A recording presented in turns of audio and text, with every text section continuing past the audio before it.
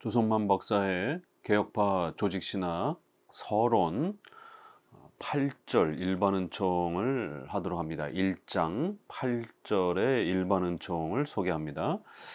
종교에 대한 기본 개념을 지금 계속 소개하고 있습니다. 이제 이 서론 부분에서 일반은총을 다루는 것은 우리가 특별은총에 해당이 되는 성경, 교회의 이러한 그 관점은 좀 더 뒤로 두고 일반적인 보편적 상식선에서 이렇게 소개되어지는 그러한 일반은총이라고 하는 이제 이러한 토대 위에서 종교의 개념을 한 번 더 살펴보자라는 것입니다.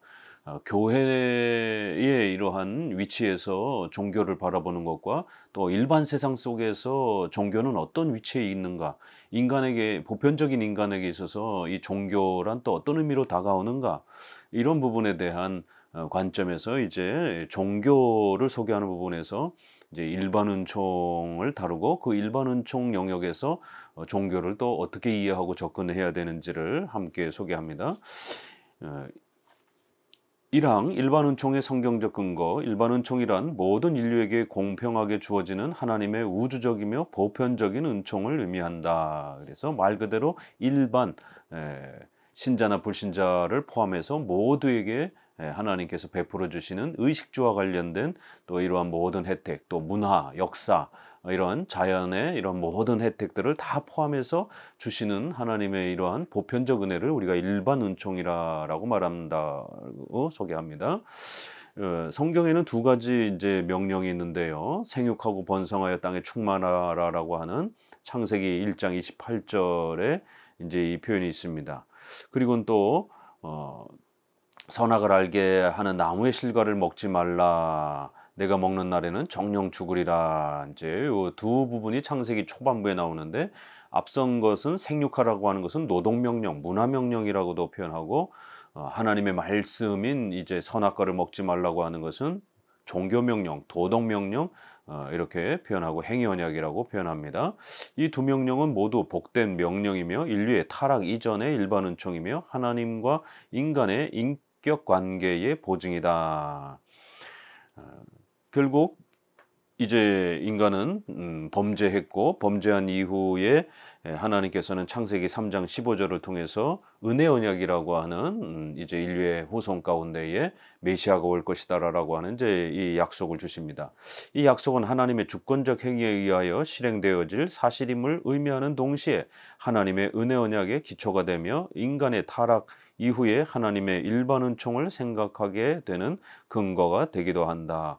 왜 그러냐면 메시아가 이렇게 오신다라고 하는 구원의 약속이시지만 이제 그 메시아는 사람 자손으로 오신다라고 했기 때문에 적어도 자손이 태어나기 위해서는 가정이라고 하는, 결혼 관계라고 하는 이런 여러 사회적 인류의 보편적 생존이 보존되어야 하는 또 이러한 일반 은총의 또 이런 부분들이 또 함께 포함되면서 결국 성경에서 이렇게 인간의 타락과 타락 이후에 이러한 인간의 전체 삶 속에 이런 일반 은총과 또 구원에 대한 약속인 특별 은총이 함께 이렇게 소개되어지는 창세기의 첫 장면을 먼저 소개하면서 왜 일반 은총이 이제 필요하고 등장하게 됐는지를 먼저 소개합니다. 2항 일반 은총의 발전 과정. 일반 은총은 불신자에게서도 볼 수 있는 어느 정도의 진리 이해의 능력, 도덕적 덕행, 선한 자에게나 악한 자에게나 다 같이 태양과 비를 주시는 하나님의 일반적 은총은 인간의 전적 타락과 어떤 관계가 있는가 하는 문제에 대한 논의다. 이렇게 해서 이제 불신자들에게도 먹고 사는 문제와 또 인류 역사 문화에 대한 또 이러한 보편적인 인간으로서 누리는 이러한 혜택들을 하나님이 이렇게 허락해 주시는 이런 보편적 은혜. 그랬을 때 이제 또 우리는 항상 고려해야 되는 것은 인간의 원죄의 문제. 그래서 항상 성경에서는 이렇게 원죄와 일반 은총의 그 개념을 아주 중요하게 구별해서 또 소개해주고 있기 때문에 우리는 이 부분을 잘 살펴야 된다는 겁니다.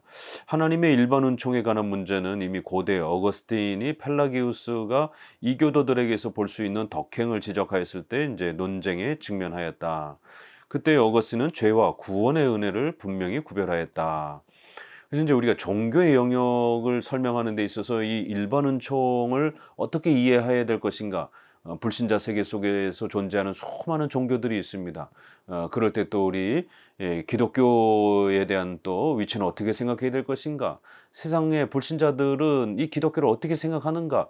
또 일반 종교는 왜 존재하는 것인가? 이러한 부분과 관련했을 때 적어도 이제 우리가 특별 은총으로서의 이러한 원죄, 성경에서 말하는 종교의 특별함, 이런 부분들은 분명히 우리가 구별을 해줘야 되는 겁니다.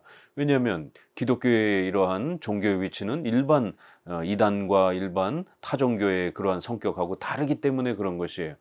그래서 이 부분을 너무 같이 취급해도 문제가 되고, 또 너무 극단적으로 분리해서 특별은총의 이 영역은 또 일반은총의 이러한 필요들이라든가 이런 부분들을 또 무시하거나 외면하는 극단적인 신비주의 은사체험으로 또 종교를 이해하게 되면 큰일 나기 때문에 특별은총과 일반은총의 개념을 정확하게 잘 잡고 이해해야만이 이 종교의 성격을 더더욱 잘 이해할 수 있다는 겁니다.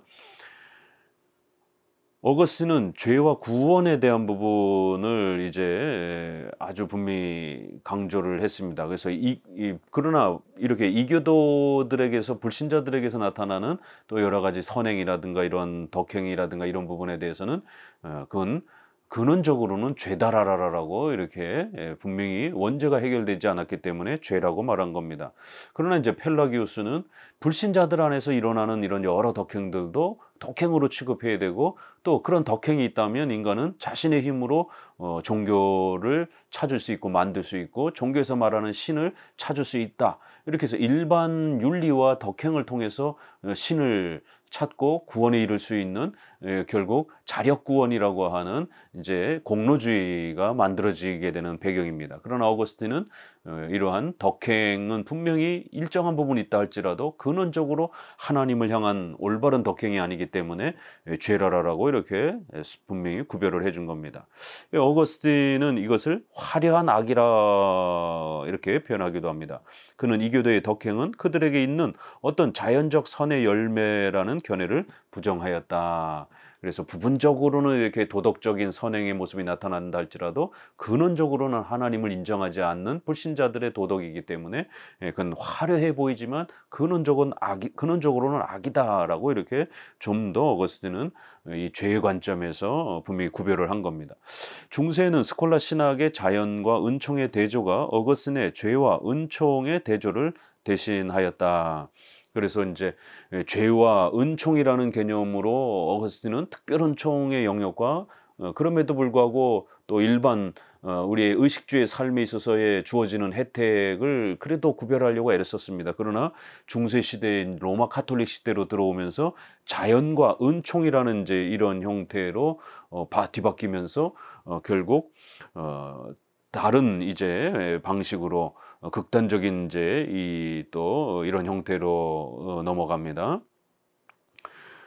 스코틀라 신학은 본래 인간의 이성에는 감정이나 욕망과 같은 저급한 성질을 순종하도록 조절 역할을 하는 고귀한 성질의 초자연적 은혜인 원의가 부가적으로 주어졌으나 타락한 인간은 그것을 상실하고 말았다. 이에 인간의 본성 자체에는 변함과 없으나 죄에 의하여 부패하였으나 전적으로 무능한 상태로 되어버린 것이 아니라고 한다. 그래서 결국 원래의 그러한 주어졌던 의가 결국 죄로 인해서 깨어졌지만 그럼에도 불구하고 인간 안에 있는 본성 자체에 있었던 인간의 의는 여전히 남아 있었다라고 이렇게 주장을 하면서 결국 타락 이후에 은혜는 인간의 자연적 능력을 보조하며 이렇게 도와주는 이러한 형태로 기능을 발휘한 것이다라고 해서 여전히 인간의 본성이 완전히 타락하지 않았고 결국 인간은 자연적인 그러한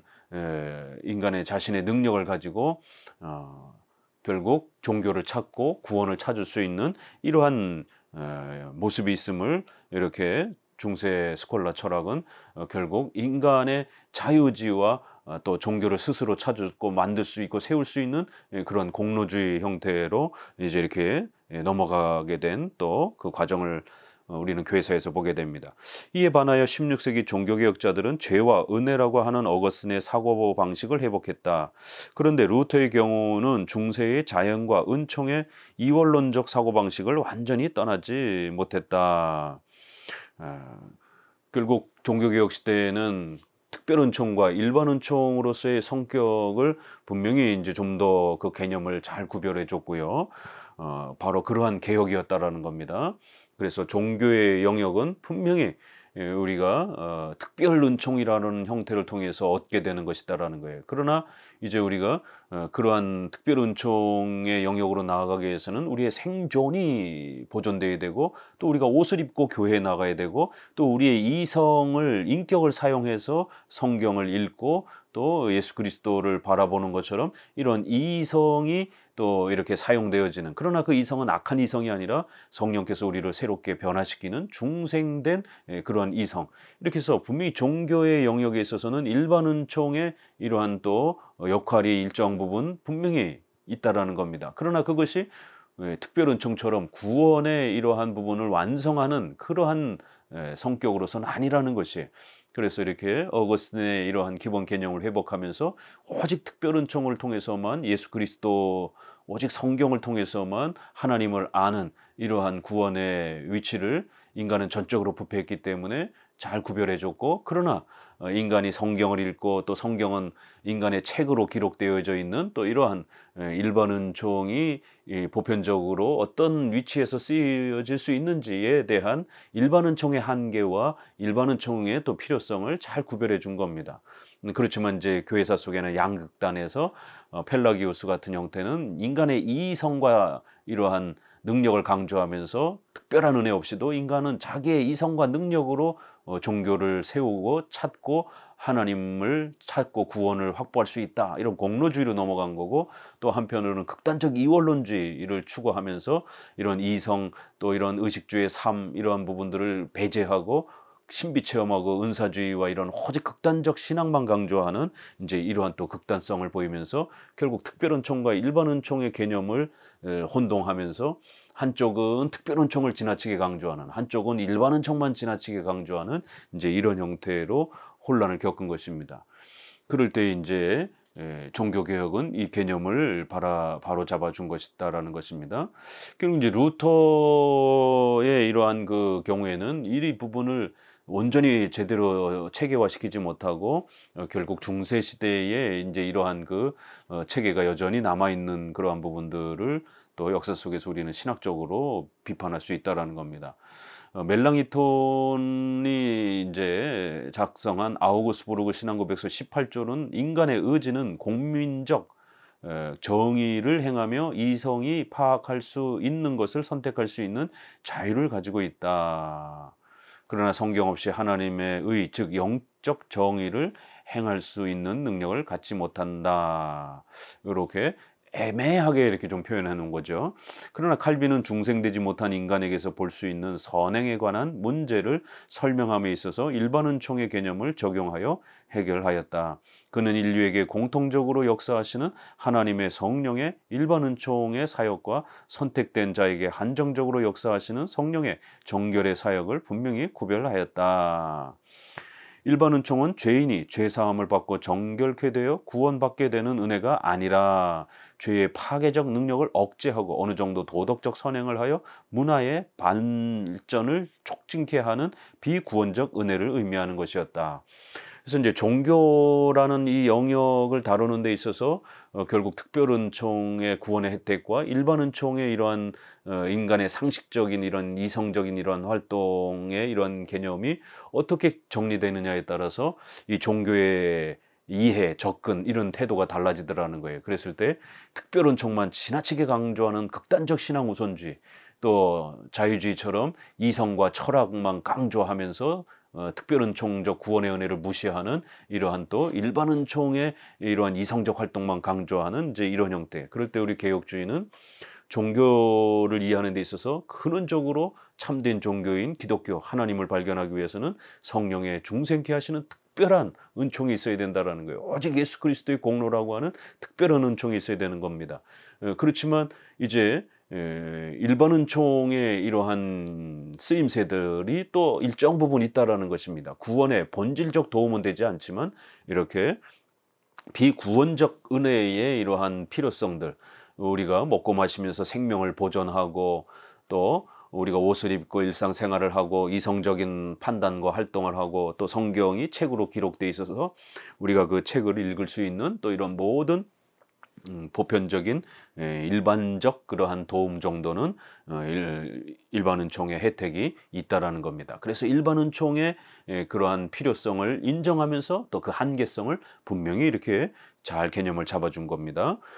오늘날도 이 특별은총과 일반은총의 개념을 제대로 정립을 못해서 이 관계를 제대로 이해하지 못해서 결국 극단적 은사주의, 신비주의로 또 자유주의적인 현대신학적인 또 이성주의로 이렇게 빠지는 이러한 일들이 비일비재한 겁니다.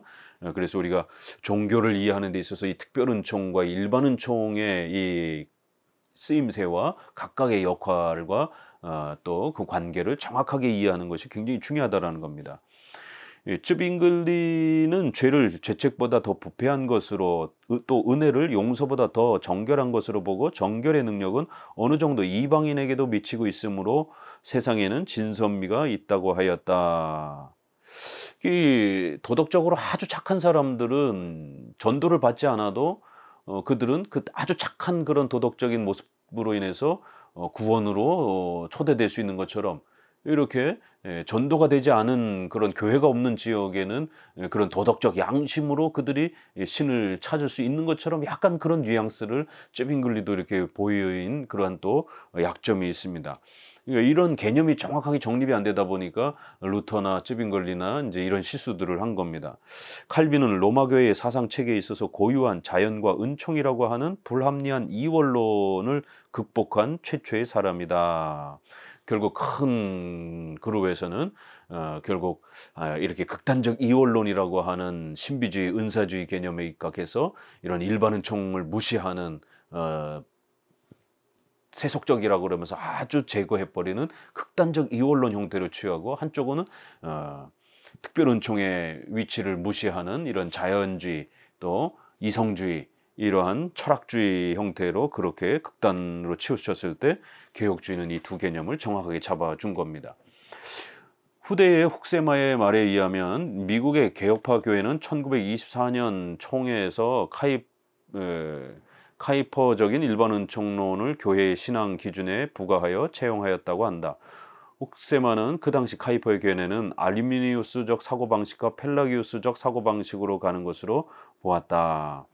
이제 이러한 그 종교개혁 시대의 이러한 논의의 이러한 정리가 이제 후대에 와서는 카이퍼 바빙크를 통해서 좀 더 완성이 되는데 이제 이러한 칼빈과 바빙크 카이퍼로 이어지는 이제 이러한 일반은총의 필요성을 이야기하는 것에 대해서 많은 개혁주의 학자들이 잘못 이해해서 일반은총을 자꾸 인정을 하게 되면 마치 이성과 철학으로 구원을 인간의 의지와 능력으로 구원을 얻을 수 있는 것처럼 이제 이렇게 곡해를 오해를 해서 결국 세마라고 하는 이제 이 부분도 일반은총은 없다 이렇게 하면서 아주 극단적으로 비판을 하고 특별은총만 강조하면서 이렇게 후대 이제 1800년대 네덜란드 교회에 아주 엄청난 대립과 부딪힘이 있습니다. 그래서 일반은총의 필요성을 인정하는 카이퍼 바빙크 그걸 반대하고 일반은총은 없다라고 극단적으로 신앙 우선주의만 강조하는 이제 혹세마 또 스킬더 이제 이런 또 혼란들이 나타납니다. 그래서 이제 우리가 후대의 또 이러한 신학적 입장에서 이 특별은총과 일반은총을 어떻게 정리해 갔는지도 한번 살펴볼 필요가 있다라는 겁니다. 사망에서는 일반은총에 관한 견해들을 소개합니다.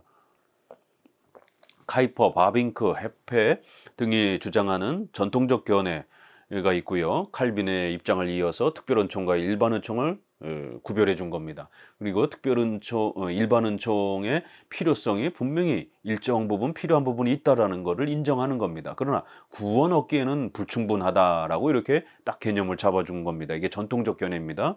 근데 이제 이걸 반대하는 혹세마, 단호프 또 스킬더 이런 부정적인 이제 이런 입장이 있고 여기에 이제 스킬더는 부정적 입장을 갖고 있으면서도 도에베르트라든가 볼렌호프 등이라든가 재건적 이런 견해 형태로 세 파의 이렇게 형태로 나눠지는데 이 스킬더나 이제 도에베르트 쪽도 약간은 좀 부정적 입장에 조금 더 이렇게 가깝기도 합니다. 그리고는 인제 이 세파의 견해에 대하여 쪼끔 더 종합적인 평가를 하고 있는 이제 코넬리우스 반틸의 견해가 있습니다. 그래서 쪼끔 더 전통적인 입장은 반틸의 입장이 더 강하고 인제 카이퍼 바빙크도 사실은 반틸의 입장하고 거의 비슷한데 카이퍼 바빙크는 이제 일반 은총의 그 역할과 쓰임을 좀 더 적극적으로 이렇게 강조하면서 약간 실수한 부분들이 있습니다. 그것을 인제 반틸이 바로잡으면서 칼빈의 이러한 입장에 따라서 일반 은총은 분명히 한계가 있다라는 것. 그러나 또 보편적인 비구원적인 이러한 그 활동과 관련해서는 우리에게 의식주와 관련된 문화와 관련해 있어서는 또 충분히 도움을 준다라고 하는 이제 이러한 형태의 반틸의 입장이 이렇게 있습니다. 그래서 이제 최근에는 진보적 그런 개혁주의 입장을 추구하는 분들이 정치관에 있어서 진보주의 국가관을 갖고 있는 분들이 카이퍼나 바빙크의 문화관을 가지고 아주 사회정의, 인권, 평등 이런 거를 지나치게 강조하는 이제 이런 분들이 있습니다. 이건 카이퍼 바빙크를 잘못 이해한 겁니다. 카이퍼 바빙크는 그런 사회정의를 주 초점으로 삼지 않았습니다. 그러다 보니까 이제 카이퍼나 바빙크는 진보적 국가관과 문화관을 가진 극단적 칼빈주의인 것처럼 이렇게 이제 비판을 하면서 그들을 신칼빈주의라 이렇게 비판을 하면서 전통적인 이제 옛날에 그 루터와 같은 그런 극단적 이원론 형태로 강하게 이렇게 일반 은총을 부정적으로 비판하는 이제 이런 입장의 분들이 또 두각을 나타내기도 하고 최근에 반두르넬이라든가 이제 이런 분도 사실은 카이퍼에 대해서 굉장히 비판적 입장을 취하고 있습니다.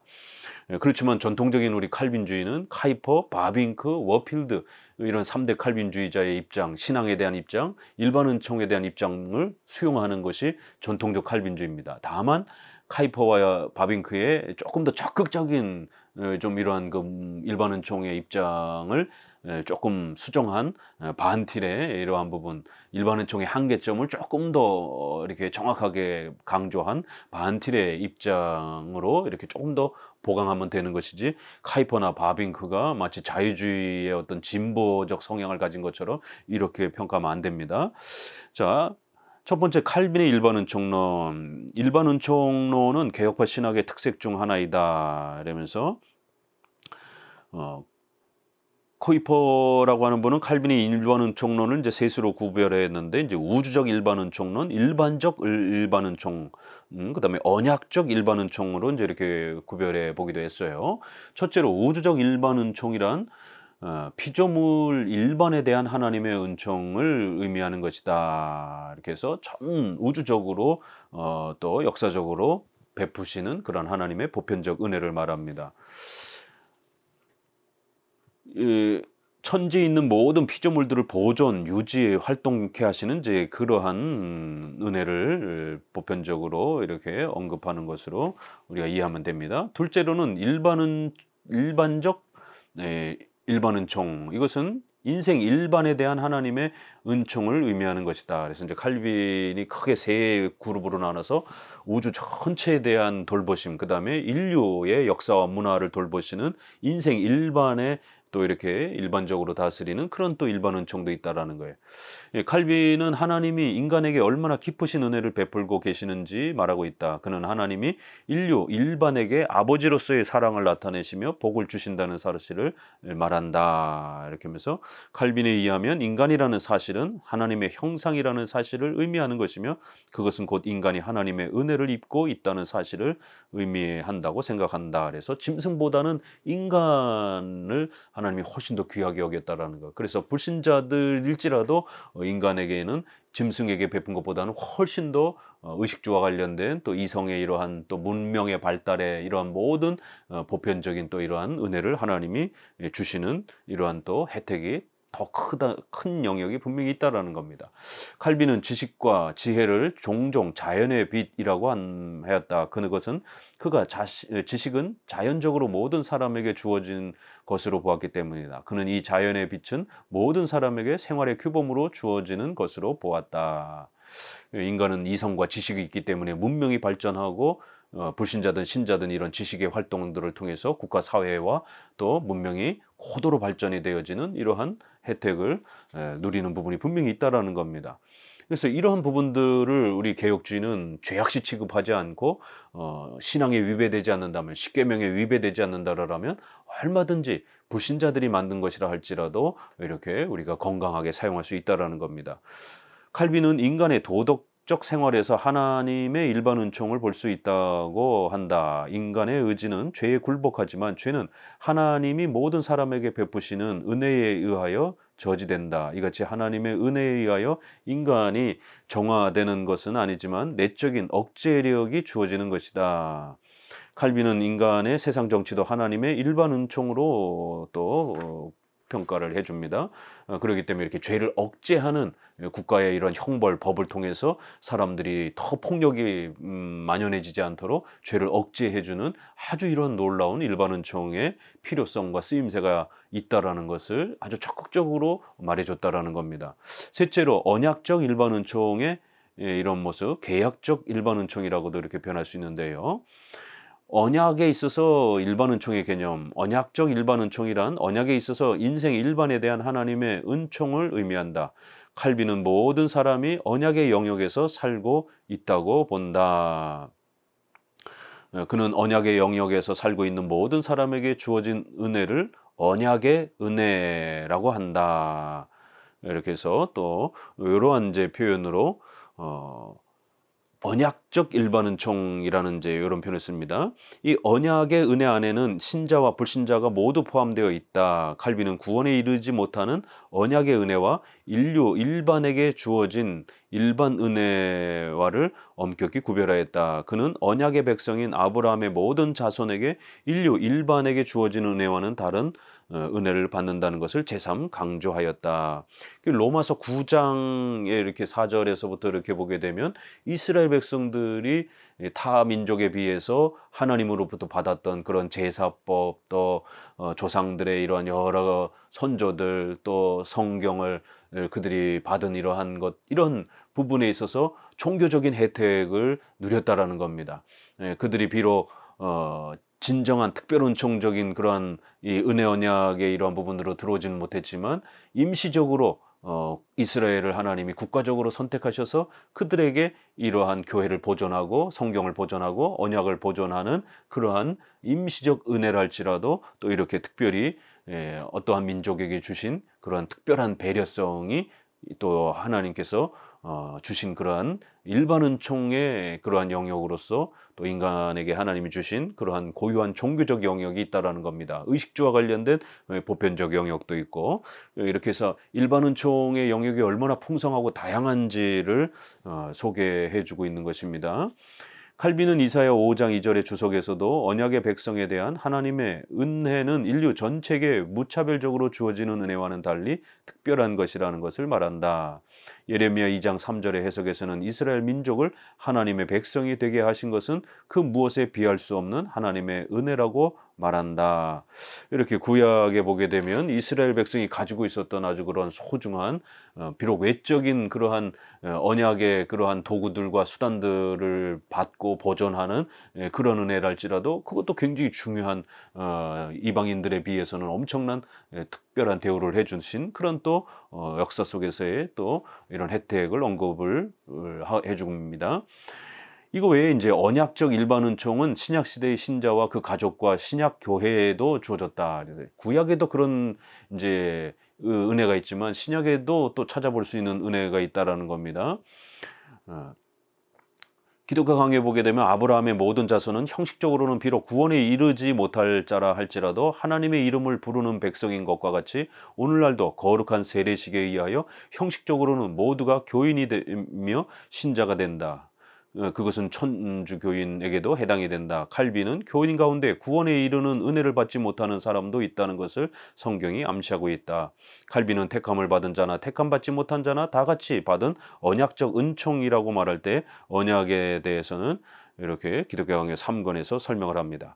모든 사람은 외적으로 소명받은 자들이다. 하나님은 모든 사람에게 하나님의 말씀으로 구원의 길을 나타내시고 회개하게 하시고 죄사함과 영원한 구원을 약속하셨다. 따라서 언약의 백성은 모두 하나님의 은혜의 표진, 예전에 참여하는 자로서 영예를 부여받았다.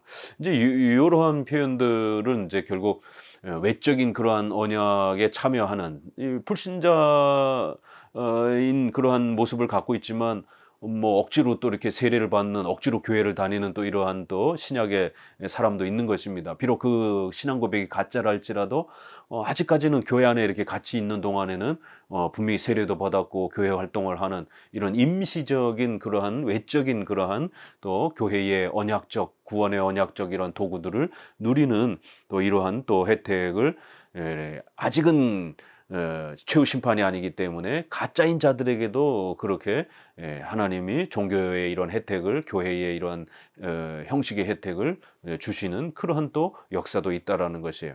그렇기 때문에 교회 안에 있는 신자들 중에서 분명히 가짜도 있는 겁니다. 그러나 또 그 가짜를 걸러내기 위해서 너무 엄격하게 또 지나치게 또 그 세례받은 자들을 갖다가 모두 다 가짜 취급하고 또 이러면 안 되는 겁니다. 그러니까 이 균형이라는 게 이렇게 중요한 겁니다. 자, 카이퍼의 견해. 적어도 우리 정통 개혁주의는 칼빈을 이어서 카이퍼, 바빙크, 그다음에 반틸로 이렇게 이어지는 일반은총의 개념이 정통 기독교의 일반은총 개념이라는 걸 기억해야 됩니다. 이 앞서서도 말씀드린 것처럼 이제 카이퍼는 굉장히 평가가 많이 다릅니다.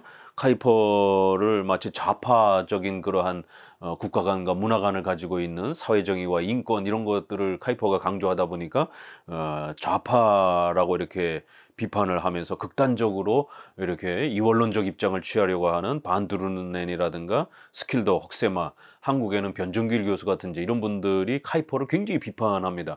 카이퍼의 문화관을 세게 비판하는 분들은 일단 조심해야 됩니다. 박형룡 또 조성만 또 미국의 이러한 반틸 다 카이퍼의 일본은총을 존중하면서 그 약점과 부족함을 이야기하는 것이지 카이퍼의 일본은총이 마치 비성경적인 것처럼 이렇게 비판하는 건 아닙니다. 또 반대로 좌파 개념으로 옹호하면서 카이퍼가 사회주의나 사회정의라든가 이런 사회주의 관점에서의 이런 문화관을 펼친 것처럼 이렇게 또 진보적 국가관과 문화 입장을 가지고 개혁주의를 주장하는 분들 이런 최근에 뭐 공공신학이라든가 이제 이러한 부분들 또 이제 출판사 형태로는 뭐 이제 샘물결 플러스라든가 더함이라든가 뭐 이제 이런 분들 이렇게 박영동 교수라든가 이제 이런 분들이 이렇게 카이퍼를 이용을 해서 진보적 국가관과 문화관을 사회정의를 이렇게 외치는 이런 좀 좌파적 그러한 입장에서 이 카이퍼를 인용하면서 그것이 마치 성경적 그러한 일반은총과 문화관의 개념인 것처럼 이렇게 좌파적 개념에서 카이퍼를 자기들의 선생인 것처럼 사용하는 또 이제 이런 입장이 있습니다. 그러나 앞서 말씀드린 것처럼 양 입장은 잘못된 거고 반틸처럼 분명히 칼빈의 입장을 계승한 것으로 존중하고 다만 카이퍼가 조금 지나치게 일반은총의 적극성을 강조한 부분들을 조금 자제시키면서 어찌됐든 우리 기독교는 일반은총의 이런 비구원적 그러한 의식주의 활동들은 필요성은 존중하지만 교회의 보존과 또 전도 또 이러한 신앙의 발전 이런 것들은 오직 특별은총이라고 하는 교회의 예배, 설교, 또 전도, 순교 이런 걸 통해서 또 궁극적으로는 펼쳐져 가는 것입니다. 근데 이제 카이퍼는 전도도 이제 일반은총으로 적극적으로 이렇게 좀 마련해 갈 수 있는 것처럼 교회의 성장도 일반은총을 통해서 좀 더 사회가 개혁이 되면 좀 더 교회도 더 발전할 수 있는 것처럼 이렇게 비중을 너무 많이 일반은총에다가 약간 둔 이제 그런 부분의 약점을 반틸이 보강을 한 겁니다. 코넬리우스 벤틸은 그의 저서 일반은총과 복음에서 카이퍼의 저서 일반은총론을 분석하면 소개합니다. 여기에서도 이제 일반은총은 죄를 어느 정도 억제하는 효과를 가져온다고 하는 소극적인 면을 취급하고 있으며 또 이 권에서는 이제 일반은총은 죄인들이 하는 일들이 어느 정도 성취되는 효과를 가져온다고 하는 적극적인 면을 또 취급하기도 합니다. 요런 부분들을 이제 카이퍼의 소극적인 면과 적극적인 면을 반틸이 이제 분석을 해 주는 겁니다. 그래서 요 적극적인 면 부분이 너무 지나치게 좀 이렇게 긍정적으로 낙관적으로 좀 이렇게 보고 있는 부분에 대해서 인제 반틸이 쪼끔 비판하고 보강을 하는 겁니다. 카이퍼에 의하면 죄의 억제의 효과라고 하는 일반 은총의 소극적인 면은 죄의 부패성의 요소가 외적으로 내적으로 모두 억제될 수 있으나 구원에까지는 미치지 못하며 사람의 심령을 근본적으로 변화시키지는 못하는 것을 의미한다. 그리고 적극적인 면은 성령의 부단한 항시적 사역에 의하여 사회정의가 유지되며 성령은 인간의 영혼 속에 도덕율법을 계시하는 것을 의미한다. 이런 부분들은 기본적으로 맞는 내용들이에요. 카이퍼에 의하면 성령의 계시는 하나님으로부터 오는 것이므로 오류가 없지만 그것을 받아들이는 인간 편에서는 과오가 있는 것이다. 카이퍼는 특별은총과 일반은총은 다 같이 전적 타락을 전제로 하고 있으며 이렇게 아주 분명하게 원죄와 전적 타락을 아주 분명히 구별하면서 일반은총의 한계성을 카이퍼도 분명히 얘기하고 있는 겁니다. 카이퍼의 입장이 이 칼빈의 입장이고 그리고 카이퍼의 입장이 반틸의 입장으로 오늘 정통 개혁주의 문화관의 입장인 겁니다. 요런 면에서 인제 프란시스 셰퍼는 초기에는 굉장히 이원론적인 그런 강한 흑백 논리로 이렇게 스킬러라든가 흑세마의 입장에 이렇게 있으면서 이렇게 또 카이퍼를 비판하는 이제 이런 형태의 입장을 취했지만 셰퍼의 문화관을 보게 되면 이제 후대에 그분의 생애 후반기에는 일반 은총의 이 적극성을 너무 많이 또 이렇게 열고 포용하는 이런 형태로 좀 저기 셰퍼는 좀 전과 후가 입장이 좀 바뀌어 버리는 그러한 또 입장을 가지고 있습니다. 그래서 셰퍼의 이런 문화관은 개혁주의 문화관의 일부를 이렇게 언급하지만 온전히 개혁주의의 이런 카이퍼와 반틸의 이런 문화관을 온전히 계승하고 있지는 못하다라는 것을 또 우리가 조심해서 이렇게 살펴보셔야 됩니다. 일반 은총은 결코 우리의 본성에 부과되어 있는 것이 아니라 항상 죄와 부패를 억제하는 결과로서 우리의 본성으로부터 오는 것이다고 하였다. 그리고 그는 다른 부분에서 다음과 같이 말하였다. 일반 은총은 죄를 억제는 하지만 소멸시키지는 못한다. 죄의 성질을 부드럽게 하지만 변화시키지는 못한다. 이렇게 해서 이런 억제적 능력을 강조합니다. 카이퍼는 일반 은총의 본질은 죄의 파괴력을 억제하는 것이라고 규정했다. 일반 은총은 편재적 하나님의 사역이므로 그것은 인간의 심장이 고동하는 곳이면 어디든지 나타나 있으며 또한 그 축복은 모든 인간에게 미치게 된다. 하였다. 반틸은 이와 같은 카이퍼의 말에 덧붙여 말하기를 일반 은총의 본질은 죄의 진행을 억제하는 것이며 그 범위는 인간의 세계이며 나아가서 그 궁극적 기반은 하나님의 자비라고 한다. 그리고 카이퍼는 일반 은총의 교리를 넓은 의미로 하나의 유기체로 보려고 한다. 이것은 일반 은총의 적극적인 면이다. 카이퍼는 이권에서 일반 은총의 부단한 형식적인 면과 점진적인 면을 이렇게 또 구별하기도 했습니다. 그래서 죄의 진행을 이렇게 억제하는 이제 이러한 면, 또 그다음에 이권에서는 이렇게 단순히 죄를 억제함으로써 인간의 생활을 가능하게 할 뿐만 아니라 또 인간의 문화가 발전할 수 있도록 이렇게 나아가게 하는 또 이런 부분들을 카이퍼는 부단히 이렇게 좀 더 확대해서 말해보고 싶었던 겁니다. 결국 이제 이 항시적인 일반 은총은 두 부분으로 되어 있는데 이 두 부분은 첫째로 자연 속의 파괴력을 억제하는 하나님의 제도이며 또한 인간의 마음속에 있는 죄의 세력을 억제하는 하나님의 제도로서 죄인이나 이교도 사이의 땅 위에 사회정의 실현을 가능하게 하기 위한 것이다. 이것이 우리 인간의 생명을 유지하며 억제하는 일반 은총이다.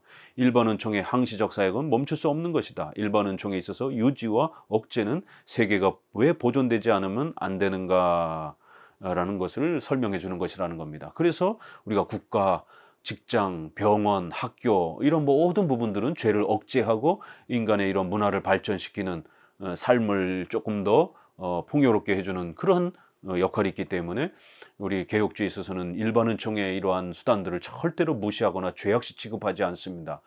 그러나 이제 이원론 입장에서는 이러한 의식주의 이러한 국가, 사회, 병원 이런 도구들을 죄악시 취급하는 것이죠. 또 자유주의, 진보주의 입장에서 좌파적 그러한 또 개혁주의 입장에서는 이런 사회정의와 인권, 평등, 최근에 동성애까지 이제 문제가 되면서 이렇게 결국 기준을 마련하지 못하다 보니까 마치 사회정의로 인해서 결국 독재가 사라지고 모든 사람이 경제적 평등을 이루면서 결국 그것이 인간의 구원의 삶을 확장시키는 것처럼 이제 이렇게 지나치게 또 자유주의는 또 사회정의를 인간의 해방과 구원의 최종의 어떤 그 하이라이트처럼 또 이렇게 또 끌고 가는 것, 그것도 역시 문제가 되는 것입니다. 일반 은총은 그 역할이 분명히 있는 것이고, 그러나 구원과 관련해서는 불충분하다라는 것을 분명히 우리가 개념을 잡아야 됩니다. 이상에서 보는 바와 같이 카이퍼의 일반 은총에 있어서 항시적 사역면은 하나님이 인간에게 의존하지 않는 사역을 의미하는 것이며, 점진적 사역면은 인간 자신이 하나님의 도구 또는 동참자로 사역하는 것을 의미하는 것이다. 벤티는 이와 같이 카이퍼의 일반 은총의 이 두 면은 이렇게 잘 이렇게 조화되어야 한다라고 이제 결론을 맺습니다. 스킬더 견해가 있습니다. 세 번째. 스킬더는 그에 져서 그리스도의 문화 부분에서 타락 후에 시간에 계속해서 이 일반 은총의 이러한 이제 의미를 다루는데요. 그래서 이 타락 후 시간이 이제 계속되기 때문에 이 계속되는 시간의 연장은 이제 은총이 아니다라고 이렇게 타락 후에는 결국 죄 자체만 남아있기 때문에 은총이라는 개념을 쓰면 안 된다. 은총이라는 개념은 오직 구원에 관련해서 좁게 사용해야 된다. 이렇게 주장을 하면서 은총의 개념을 넓게 쓰게 되면 그리스도와 관련된 특별 은혜가 손상되어진다라고 그렇게 걱정을 했던 겁니다. 물론 이해는 되지만, 그러나 이제 이렇게 우리가 의식주와 관련된 이런 부분들을 그럼 은혜라가 아니라고 말할 겁니까? 이걸 어떻게 표현해야 됩니까? 그러니까 의식주와 관련해서 우리가 먹고 사는 것도 은혜인 것이에요. 그래서 일반 은혜라 이렇게 말하는 거고, 죄사함을 받고 구원을 받는 이것은 좀 더 특별한 은혜로서 이렇게 표현하는 것이 훨씬 더 적절한 겁니다. 이제 스킬더는 이제 죄를 너무 지나치게 강조하면서 결국 일반적 은혜는 없는 것이다. 그냥 무조건 다 죄악으로 타락된 것이다라고 이렇게 강조한 겁니다. 문화는 주님이 재림하시기까지 지옥까지의 상태를 의미하는 것이다. 그래서 문화 자체는 그냥 지옥과 같은 그런 타락한 부패한 사회다라고 이제 이렇게 강조한 겁니다. 그는 이어서 인류와 문화의 역사적 존속을 일반 은총과 관계를 짓는 데 반대하여 다음과 같이 말합니다. 시간적 존속과 우주의 문화적 발전을 일반 은총이라고 보는 것은 잘못이다. 존속과 발전은 은총이 아니다. 그것은 저주도 심판도 아니다. 존속과 발전은 불가결한 필연적 조건이다. 인류가 지금까지 살아오면서 이렇게 문명이 발전하고 이런 것들은 은혜가 아니라, 문명은 은혜가 아니라 그냥 필연적인 그런 인간의 삶 속에서 나타나는 하나의 삶의 결과일 뿐이다라는 거예요. 죄악된 결과일 뿐이다라고 이렇게 소개하면서 아주 부정적으로 결국 의식주와 관련해서 이런 우리의 국가, 사회, 교육 이런 부분들을 부정적으로 이렇게 보는 입장은 다 스킬더와 같은 이러한 반문화주의 형태를 취하고 있는 겁니다. 스킬더는 저주의 억제와 축복의 억제를 부정하지는 않지만 그것을 은총이라든지 저주라고 하는 사고방식에는 반대한다. 그래서 확실히 억제는 있다. 그러나 억제는 본래 시간에 고유한 것이다. 이제 스킬더는 이제 아주 많이 카이퍼를 이렇게 반대한 건 아닙니다. 그래서 일부 수용할 건 수용했지만, 그럼에도 불구하고 이렇게 억제는 인정하긴 하지만, 그러나 이 억제는 우리의 삶 속에서 은총처럼 이렇게 특별한 의미가 있는 것이 아니다라고 강조한 겁니다. 그런데 이제 스킬더를 연구하시는 분들은 이제 스킬더가 후에 카이퍼의 견해를 조금 많이 수용한 것으로 또 이렇게 평가하기도 합니다. 그의 생애 후반기의 논문들은 조금 이렇게 일반 은총 개념을 좀 수용한 것으로 또 이렇게 평가해 보기도 하는 분이 있습니다. 스킬더는 문화는 은혜가 아니며 문화의 존속은 자연적 발전이며 일반 은총의 산물이 아니라고 하였다. 그는 말하기를 피조물의 발전은 자연적인 것이며 대지의 전개도 자연적인 것이며 문화도 자연적인 것이다. 은총은 경작에 속하여 있는 것이 아니다. 은총이 존재하는 것은 하나님을 두려워하고 신앙을 가지고 경작하여 먹고 마시는 자녀를 낳는 거기에만 있는 것이다. 은총은 신앙으로 사는 자에게 대한 것이지 죽은 자에 대한 것이 아니다. 이러면서 은총에 대해서 굉장히 이렇게 부정적으로, 이렇게 문화에 대해서 아주 부정적인 반문화주의, 이 이원론, 이 금욕주의적 성향이 이제 결국 강해지는 것이죠. 그러다 보니까 이제 이러한 문화관을 갖고 있는 분들 입장에서 은사주의, 신비주의, 이런 극단적 또 이러한 신앙주의 형태로 또 더 심각하게 또 나아가기도 하는 겁니다. 결국 그에게 있어서 은총이란 특별 은총, 즉 구원의 은총만 있는 것이다 라고 이렇게 강조하면서 스킬더의 견해는 문화를 일반 은총의 산물이라고 보는 카이퍼의 사고방식을 거부한다. 이렇게 해서 결국 스킬더는 죄로부터는 파괴와 멸망의 문화밖에 나오지 않는다. 이렇게 주장을 하며 결국 문화는 적그리스도의 문화, 사탄의 문화라고 이렇게 아주 강한 이원론적인 금욕주의적인 또 이러한 입장을 취하는 겁니다. 스킬더에 의하면 문화 자체는 은혜도 저주도 아니며 하나님의 호의적 또는 비호의적 태도를 표현하는 것이 아니며 하나님의 어떠한 역사적 의지도 표명하지 않는 것이다. 그러므로 문화 자체는 의미를 갖고 있지 않는 것이며 다만 자연적인 산물일 뿐이다.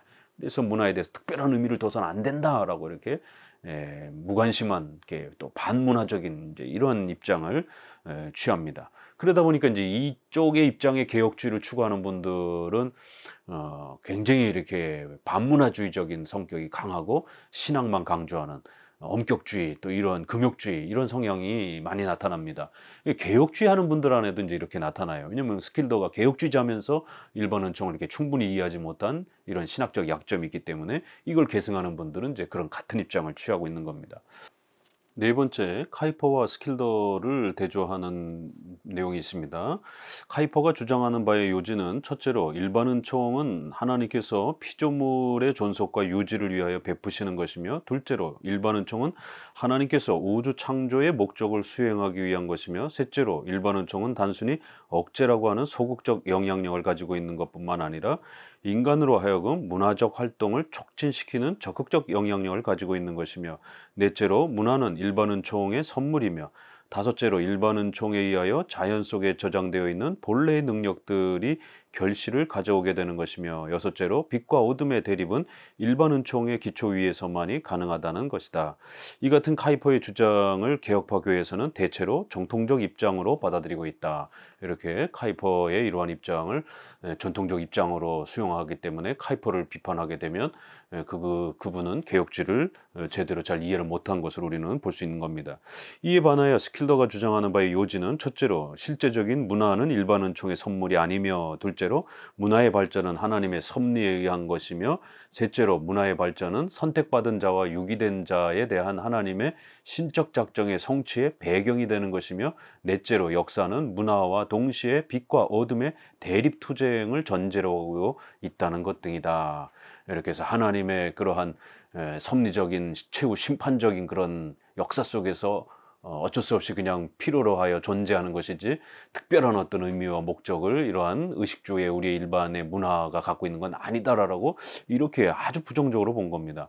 카이퍼의 일반 은총론은 특히 기독교 문화관과 관련되는 문제를 아주 중요시하게 다루고 있는 겁니다.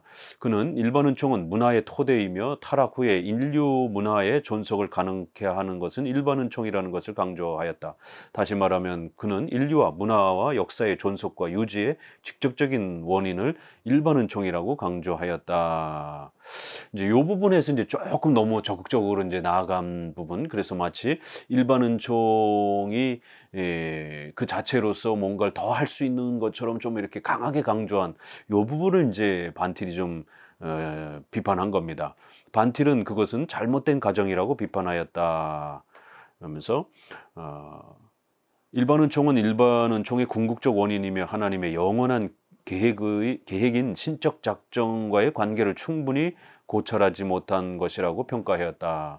그래서 분명히 일반 은총은 쓰임새가 있지만 항상 우리는 특별 은총, 하나님의 절대 주권, 신적 작정 안에서 이 일반 은총을 또 봐야 되는 이제 이러한 부분이 분명히 있다라는 겁니다. 이제 그랬을 때 또 이 부분은 스킬더가 조금 더 많이 좀 적극적으로 강조한 또 그 영역이 있는데, 스킬더는 그것만 좀 지나치게 또 강조한 것이죠. 그러니까 약간씩 충분히 다 보지 못하고 부분적으로 이렇게 보았던 겁니다. 그래서 반틸은 이 전체적으로를 균형 있게 칼빈의 입장을 좀 더 확대해서 이런 모든 부분들의 장단점을 잘 종합해 준 겁니다. 인류와 문화 역사의 존속과 유지는 단순히 일반 은총에 의한 것이 아니다. 일반 은총은 신적 작정의 주권적 수행의 수단일 뿐이다.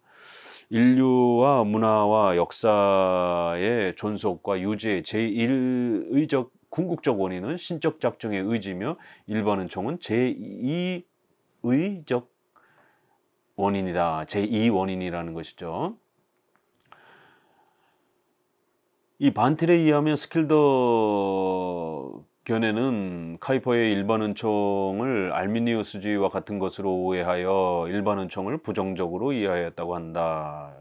그 다음에 그는 인류와 문화와 역사는 신적 작정에 의하여 존속되고 유지되는 것이라는 점을 강조하였다. 이런 스킬더의 강조점은 일부는 옳은 게 있다라는 거예요. 그러나 그가 인류와 문화의 역사의 존속은 일반 은총과는 아무런 관계가 없는 듯이 좀 지나치게 비판한 거는 문제가 있다라는 것입니다.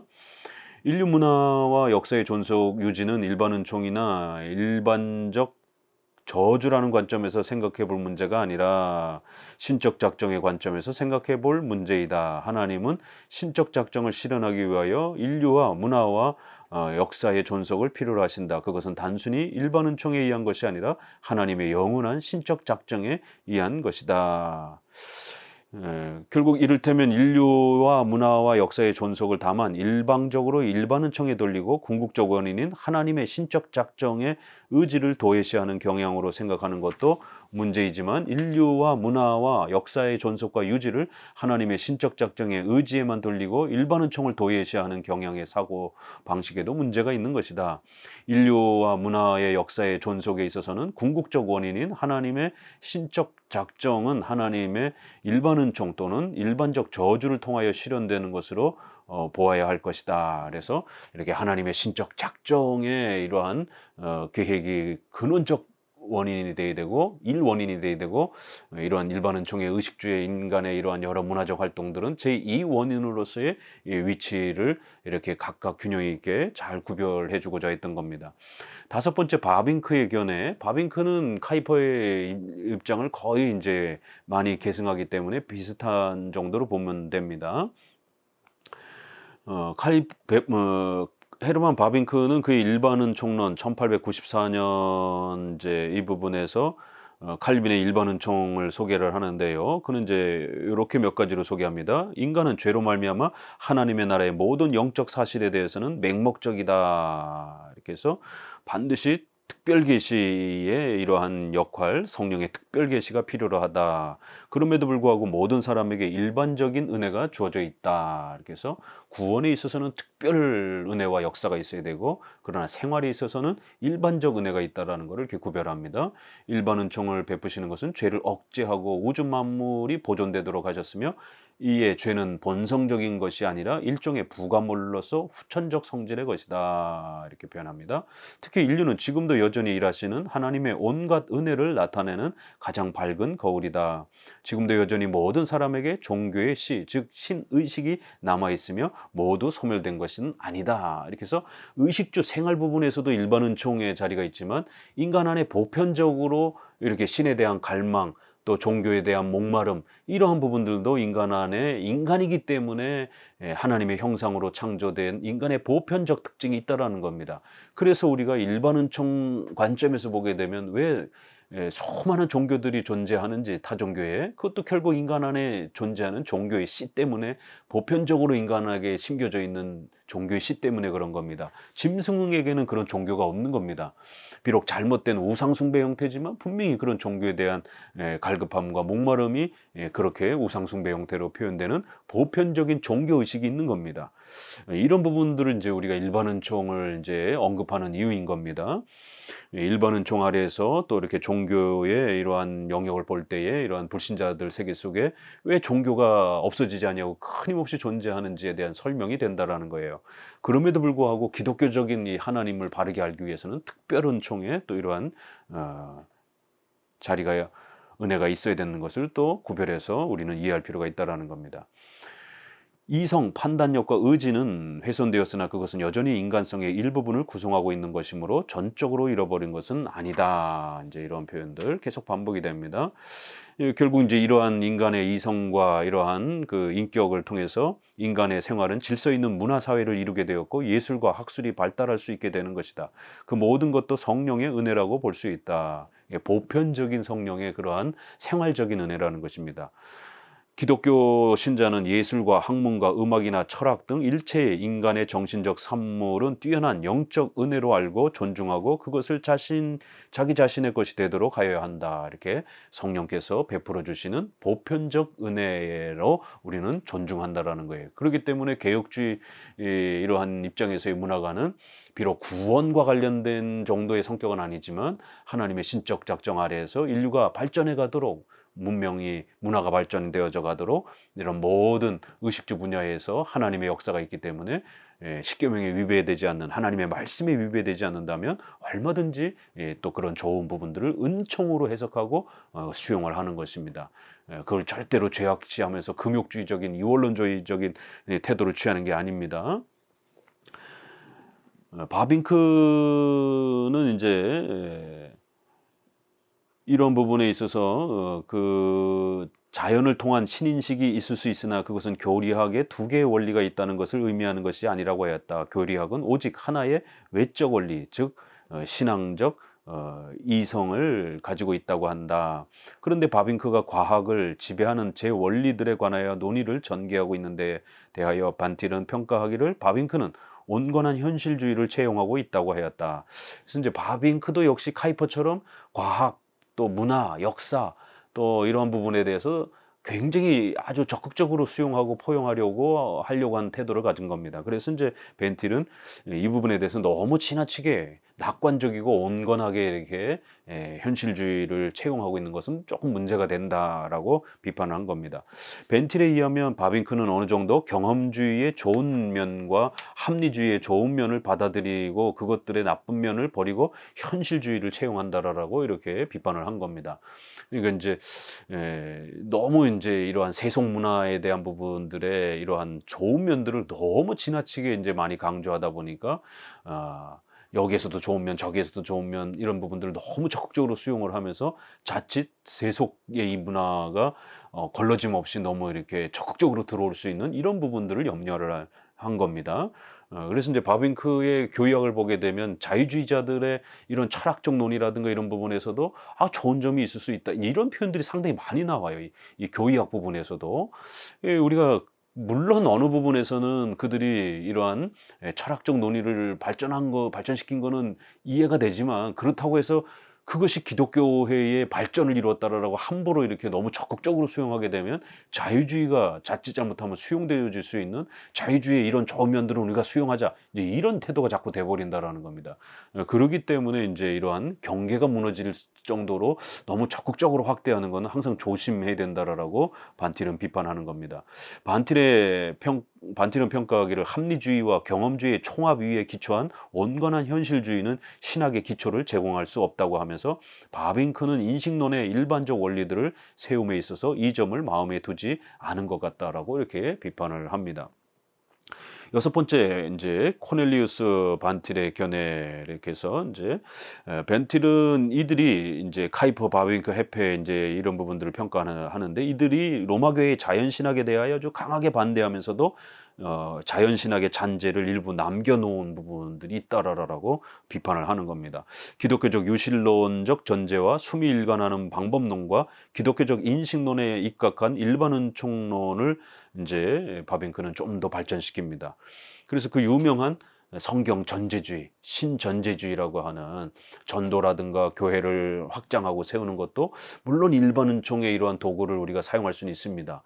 건물을 사용하고 마이크를 사용하고 이런 것이 조명을 사용하고 열려 있습니다. 그러나 그것만으로 전도가 되는 건 아닙니다. 결국에는 인간의 죄에 대해서 도전하면서 이렇게 강력하게 하나님을 전제하고 성경을 전제하고 인간의 죄성을 지적하는 이제 이러한 교회의 전도, 교회의 또 이러한 확장, 이런 부분들, 또 때로는 우리가 억울함을 당해도 사회 정의가 이루어지지 않아도 성도들이 순교를 통해서 교회가 확장이 되어져가는 이런 강력한 또 신앙의 우선성에 대한 특별성은 분명히 있는 겁니다.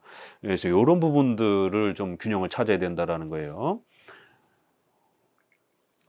반틸의 경우는 전통적 견해를 크게 이제 수정한 부분이 있습니다. 아브람 카이퍼는 타락 후 일반 은총을 주장하는 데 반하여 반틸은 타락 전부터 일반 은총을 주장합니다. 그래서 에덴 동산에서도 그런 일반적 은혜가 있을 수 있다라는 것을 또 주장을 합니다. 요거는 이제 뭐 학자들 간에 약간의 뭐 차이로 서로 존중될 수 있는 겁니다. 그는 넓은 의미에서 하나님의 일반 은총을 이해하려고 한 칼빈의 입장을 따라 아담이 타락하기 전 일반 은총론으로부터 시작하여 우주적 일반 은총의 증거를 제시하였다. 그래서 이제 칼빈도 조금 더 그거를 이렇게 폭이 넓게 이렇게 보는 그런 구조를 가지고 있다라는 겁니다. 이 같은 의미에서 반틸은 일반 은총론은 기독교의 역사 철학의 문제로 취급되어야 한다고 주장하였다. 그는 영원한 하나님의 계획을 배경으로 하여서만이 역사는 그 의미를 갖게 된다는 것을 논증하였다. 그는 하나님의 신적 작정의 의지와 역사적 의지를 구별하고 하나님의 뜻에는 궁극적인 원인과 근인, 가까운 원인이 있다고 하는 칼빈의 말을 수용하였다. 그래서 이제 이렇게 넓게 본다라는 것은 하나님께서 교회와 관련된 특별한 역사, 또 일반 인류 역사와 우주 만물의 이런 모든 부분들을 전체적으로 하나님의 신적 작정이라고 하나님의 예정과 섭리의 주권적인 이 하나님의 통치 아래서 항상 봐야 된다라고 하는 것을 강조하는 겁니다. 그는 일반 칼빈을 이제 언급하면서요.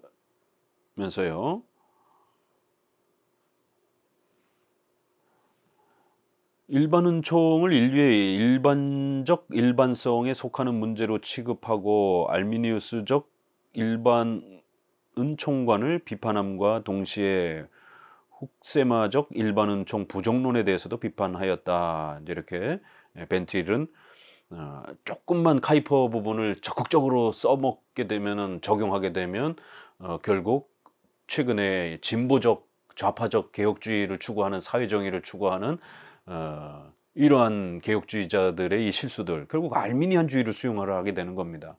반대로 훅세마 같이 또 너무 지나치게 일반 은총에 대해서 부정적으로 취급하게 되면 극단적 경건주의, 은사주의의 이런 또 위험성에 빠질 수 있는 이 양쪽을 다 비판해 준 겁니다. 이게 정확한 논점인 것이죠. 그리고 그는 일반 은총을 시간과 관련하여 시간의 범주에 속하는 동적 개념으로 취급해야 한다고 강조했다. 그는 일반 은총은 다만 비구원적 은혜이며 역사적으로 초기의 은혜라고 특정지었다. 이렇게 시간 속에서 끊임없이 인류 문명이 발전해 가도록 우리의 의식주의 삶을 확장시키는 이런 시간적 개념 안에서 생각하고 동적인 이런 활동적인 생활적인 이러한 관점에서 항상 봐야지 구원과 관련된 관점에서 보면 안 된다라는 겁니다. 일반 은총은 역사적으로 초기 단계에서는 오히려 많이 볼 수 있으며 종말에 가까운 후기 단계일수록 감소되어 가는 은혜로 보고 있다. 결국 그는 일반 은총은 전적 타락과 모순 관계 있는 것이 아니라 오히려 그것과 상관관계가 있는 것으로 보는 겁니다. 근데 이제 카이퍼는 일반 은총이 더 많이 이렇게 확대되고 발전해 가는 걸로 이렇게 보는 겁니다. 그러나 일반 은총은 오히려 이렇게 거꾸로 이렇게 좁혀져 가면서 이제 최후 심판을 향해 갈 때는 더 세상이 악해져 가고 결국 타락과 부패가 극에 달하는, 그러면서 최후 종말이 오는 이런 이제 역사적 관점을 보는 것이 조금 더 옳다라고 주장을 한 겁니다. 반틸은 카이퍼가 피조물의 본질론적 면과 윤리적 면을 확실히 구별하지 않고 혼동하고 있다고 지적하였다. 벤틸은 죄의 능력은 본질적인 것이 아니라 윤리적인 것이라고 보았다. 반틸은 카이퍼의 일반 은총론의 일반적 특성들에는 문제점이 있으나 분명히 어떤 발전이 있었으며 카이퍼의 저서와 바비미케의 저서는 같은 목적을 가지고 있다라고 말하였다. 이렇게 해서 그분들이 너무 일반 은총을 확대 발전적으로 이야기한 부분은 분명히 문제가 있지만 그래도 칼빈의 이런 일반 은총을 기본적으로는 잘 지키고 보존한 것에 대해서는 또 인정을 해주는 겁니다. 일반 은총 교리에 의하여 개혁파 신학자들은 한편에서는 기독교의 절대성을 유지하며 다른 한편에서는 하나님이 죄인에게 부여하신 선한 것, 아름다운 것의 진가를 인정함으로써 그 누구에게도 뒤지지 않는 다 이렇게 그들은 죄의 중대성과 생리적 인간에게서 볼 수 있는 바른 행위를 동시에 지지하고 있다. 또한 그들은 펠라기우스주의와 경건주의 어느 쪽으로도 기울어지지 않고 지켜나갔다. 이렇게 자연만 강조하면 일반 은총만 지나치게 강조하면 펠라기우스에 빠지고 신앙만 극단적으로 강조하게 되면 경건주의에 빠지는 이제 이 부분을 다 막아주면서 개혁주의는 개념을 잡아준 겁니다. 일곱 번째, 일반 은총론에 대한 이제 반론.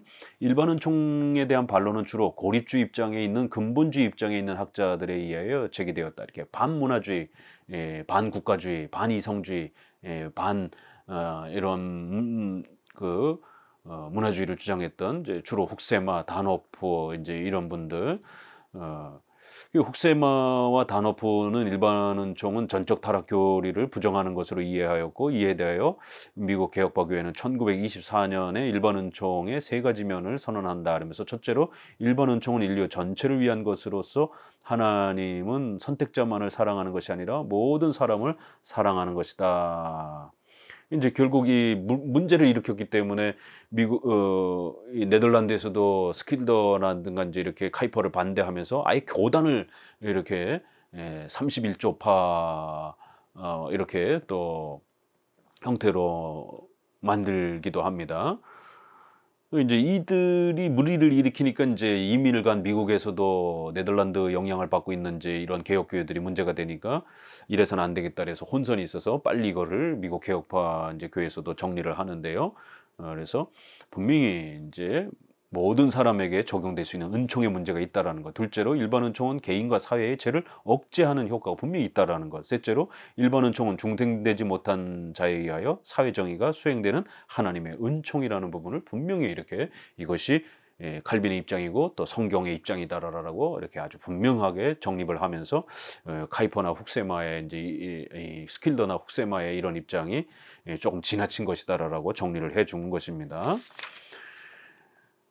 이 부분은 이제 거의 또 앞서서 언급했던 그 내용이 반복이 되기 때문에 좀 넘어가고요. 이제 사항 이제 결론을 향해서 이제 나아갑니다. 이제 일반 은총과 특별 은총. 그래서 결국 이 하나님의 특별 은총은 죄인이 하나님의 긍휼과 자비에 의하여 그리스도의 대속적 은총으로 말미암아 속죄함을 받아 영원한 생명의 구원으로 나아가게 되는 것을 의미한다. 오직 예수 그리스도의 공로로 또 성령의 특별한 중생의 역사로 또 오직 성경을 통해서만 얻는 이 특별 은총이 있는 겁니다. 결국 이제 알미니우스주의적 견해는 일반 은총과 특별 은총은 정도의 차이로 구별되는 것이며 일반 은총은 죄인을 구원회로 나아가게 하는 예비적 구원의 은혜와 같은 것으로 보면서 결국 일반 은총으로서 구원의 가능성을 열어놓은 이제 결국 신인 협력주의로 이제 결국 나중엔 전락하게 되는 겁니다. 그래서 이제 일반 은총을 너무 지나치게 적극적으로 이렇게 너무 세게 많이 강조하게 되면 결국 신인 협력주의가 되는 겁니다. 분명히 특별은총은 특별은총의 고유한 역할과 자리가 있는 겁니다.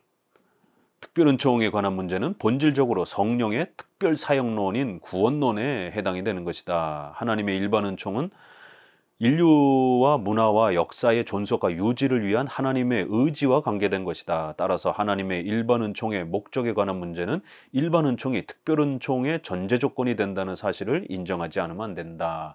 이렇게 해서 특별 은총이 펼쳐져가는 그 보조적인 수단으로 쓰여지는 것이지 일반 은총이 마치 구원의 일부분 이렇게 보탬이 되는 것처럼 그렇게 설명하게 되면 인간의 이러한 부패하지 않은 이성과 의지의 노력으로 마치 하나님이 절반 정도 도와주시면 인간이 나름대로 이러한 인간의 그러한 노력을 가지고 하나님을 찾을 수 있는 것처럼 이렇게 신인 협력주의가 되는 겁니다. 그래서 일반 은총은 분명히 필요하지만 불충분하다라는 것, 구원과 관련해서는 불충분하다라는 것을 분명히 우리는 구별을 해줘야 되는 겁니다.